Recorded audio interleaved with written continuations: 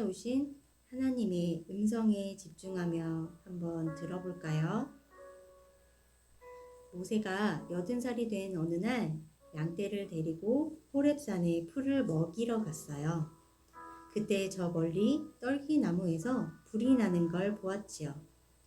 모세가 급히 숲으로 가까이 다가가자 떨기나무 불꽃 사이에서 하나님의 목소리가 들렸어요. 모세야, 나는 너의 하나님이다. 더 이상 가까이 오지 마라. 너의 신발을 벗어라. 지금 네가 서 있는 곳은 거룩한 땅이니라. 모세는 즉시 땅에 고개를 대고 엎드렸어요. 이제 네가 그들을, 이스라엘 사람들을 이집트에서 구해낼 것이다. 그리고 나의 나라를 세울 것이다. 그러니 너는 가서 이스라엘 사람들을 구하도록 하여라. 하나님, 저는 자신이 없어요. 만약 이스라엘 사람들이 제 말을 믿지 않으면 어떻게 하죠? 네가 지금 손에 들고 있는 것이 무엇이냐? 지팡이입니다. 그 지팡이를 땅에 던져보아라. 모세가 지팡이를 던지자 놀랍게도 지팡이는 구불구불한 뱀으로 변했어요. 너는 가서 이것을 보여주어라. 그러면 사람들이 너의 말을 믿을 것이다. 하나님, 그래도 사람들이 제 말을 안 믿을 것 같아요. 너의 손을 옷 안에 넣어보아라. 모세가 손을 옷 안에 넣었다가 빼보니 손에 문둥병이 생긴 게 아니겠어요? 모세야, 너의 손을 다시 옷 안에 넣어보아라. 모세가 다시 손을 옷 안에 넣었다가 빼자 손이 깨끗하게 나았어요. 너는 가서 사람들에게 이것을 보여주어라. 그러면 너의 말을 믿을 것이다. 하나님, 저는 말솜씨가 부족해요. 모세야, 참으로 믿음이 부족하구나. 말을 잘하는 너의 형 아론과 함께 가거라. 아론이 너를 대신해서 말할 것이다. 모세는 그제야 마음이 놓였어요. 모세는 형 아론과 함께 이집트로 가서 하나님의 말씀을 모두 전했답니다. 여러분, 하나님이 우리를 이집트에서 구해주겠다고 약속하셨어요. 그래서 하나님의 나라를 세우겠다고 하셨어요. 모세와 이스라엘 사람들은 기쁨으로 하나님께 예배를 드렸어요. 하나님께서 우리를 이집트에서 살게 하실 겁니다. 모세의 나이는 80살이었어요. 모세와 아론은 이집트 왕 파라오를 찾아갔어요.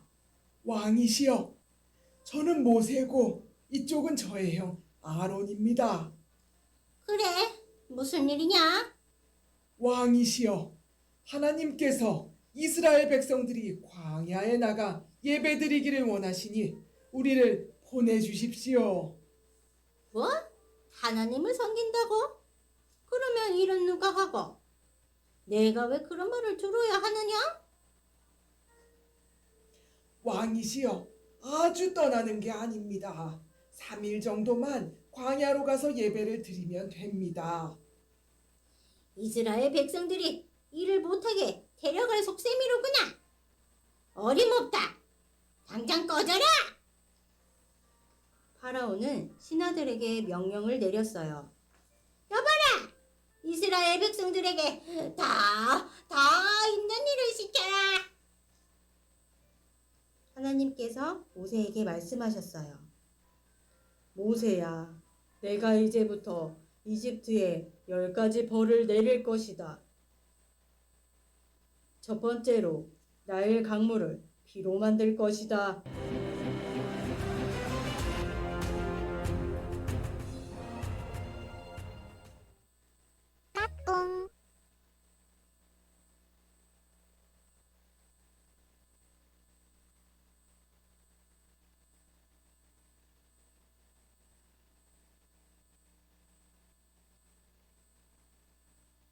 모세가 지팡이를 들어 나일강을 내리치자 강물이 새빨간 피로 변했어요.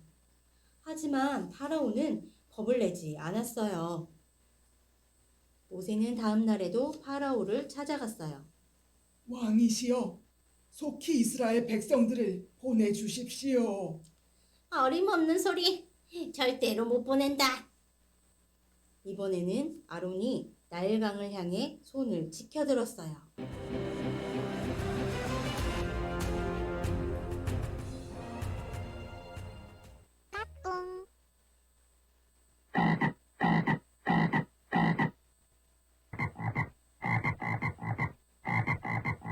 왕의 궁궐에도 침대 위에도 밥그릇에도 펄쩍펄쩍 개구리들이 뛰어들어 다녔어요. 하나님의 두 번째 벌이었어요. 파라오가 모세에게 말했어요. 어서 이 개구리들을 몰아내거라. 그러면 내가 보내주겠다. 모세가 하나님께 기도하자 개구리들이 흔적도 없이 사라졌어요. 하지만 파라오는 약속을 어기고 이스라엘 백성을 보내주지 않았지요. 하나님은 이집트에서 세 번째 벌을 내리기로 하셨어요. 아이고,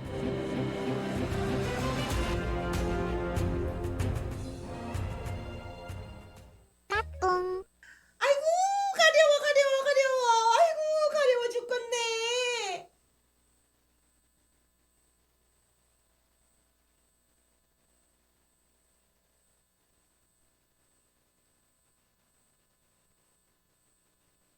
내가 이집트의 온 땅의 먼지를 이로 만들 것이다.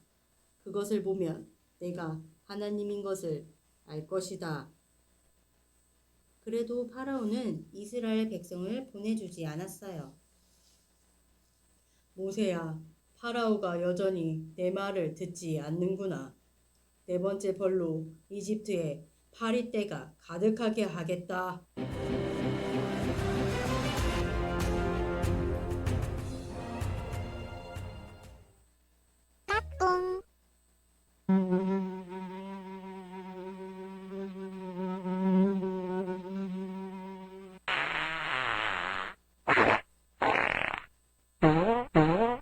사방에서 파리떼가 몰려들었어요. 백성들의 집에도 신하들의 집에도 파라오가 사는 궁전에도 파리떼가 가득했어요. 모세야, 너희가 이곳에서 제사를 드리면 안 되겠느냐? 안 됩니다. 우리는 하나님이 원하시는 곳에 가서 예배를 드려야 해요. 그래. 그렇다면 알았다. 광야에 가서 하나님께 제사를 드리거라. 꼭 약속을 지키십시오. 또다시 속이지 마세요. 모세가 기도하자 파리떼가 사라졌어요. 하지만 파라오는 또 약속을 어기고 이스라엘 백성들을 보내주지 않았어요. 하나님은 이집트에 5번째 벌을 내리셨어요.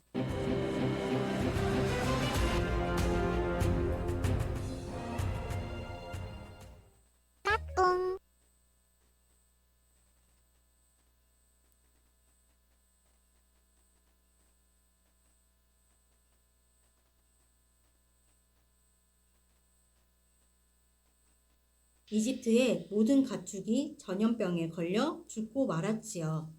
신기하게도 이스라엘 사람들의 가축은 한 마리도 죽지 않았답니다. 하지만 파라오의 마음은 여전히 움직이지 않았어요. 하나님은 다시 이집트에 6번째 벌을 내리셨어요.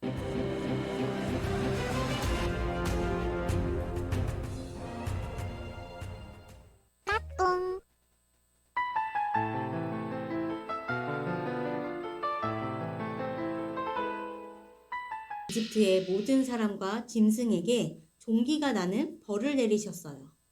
이집트 사람들은 한 사람도 빠짐없이 온몸에 종기가 났어요. 그래도 파라오는 이스라엘 사람들을 보내주지 않았답니다. 하나님은 모세에게 말씀하셨어요. 파라오가 아직도 나의 말을 듣지 않는구나. 7번째 벌로 이집트에 우박을 내릴 것이다.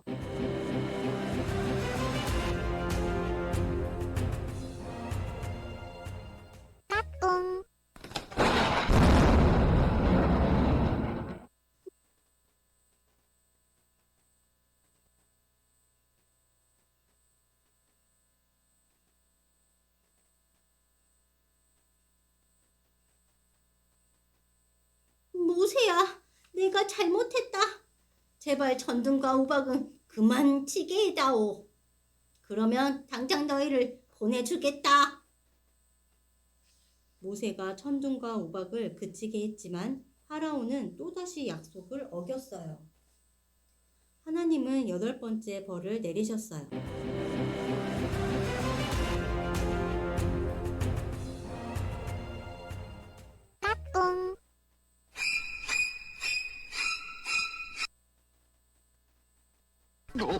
왼쪽 하늘에서 메뚜기들이 채소와 과일에 달라붙어 와작와작 다 갉아먹어 치웠어요. 모세야, 내가 잘못했다. 그러니 제발 메뚜기들을 사라지게 해다오. 모세가 기도하자 메뚜기들은 바람을 타고 모두 사라졌어요. 하지만 파라오는 다시 나쁜 생각이 들었어요. 내가 너희를 보낼 줄 알고? 하나님은 9번째 벌을 내리기로 하셨어요.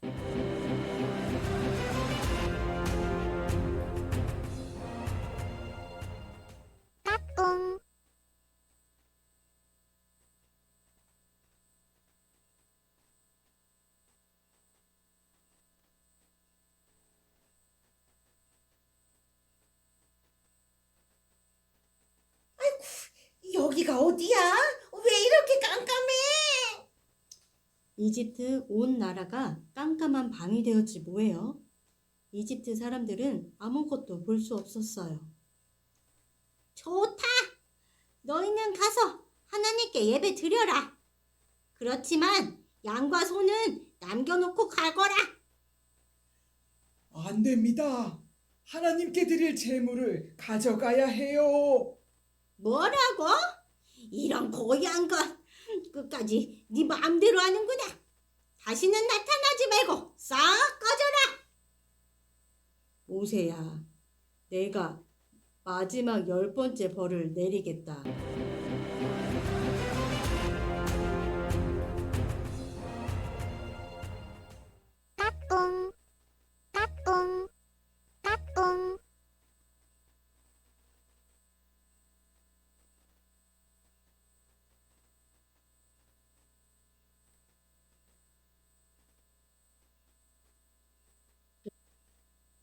오늘 밤 이집트 땅에서 처음 난 것들은 모두 죽게 될 것이다. 이스라엘 백성들은 어린 양을 잡아서 그 피를 문 주위에 바르도록 하여라. 피가 묻어있는 집에는 벌을 내리지 않을 것이다. 너희는 언제나 이날을 기억하여라. 이날은 6월절이란다. 아이고 내 큰아들아, 네가 죽었구나. 파라오의 맏아들도 그만 죽고 말았지요. 이집트 온 땅에 울부짖는 소리가 그치지 않았어요. 그제야 파라오는 잘못을 뉘우쳤어요. 모세야, 내가 하나님께 큰 잘못을 저질렀구나. 너희는 어서 가라. 가서 하나님을 섬겨라. 양과 소도 다 가져가라. 너희가 원하는 것을 모두 가지고 떠나가거라. 모세는 마침내 이스라엘 백성들을 데리고 이집트를 떠나게 되었어요.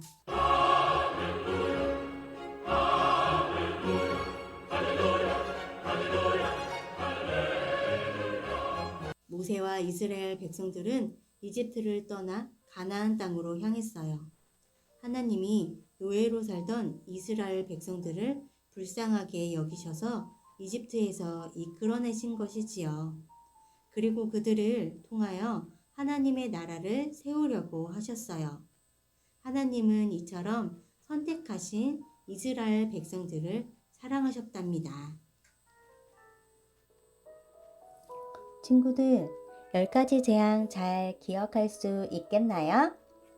많은 재앙들이 생각나겠지만 제일 마지막 재앙, 이집트 땅에서 처음 난 것들을 죽인 사건을 기억해야 해요. 어린 양의 희생으로 인하여 죽음으로부터 해방된 6월절의 의미는 중요한 내용이니 우리 꼭 기억하기로 약속해요.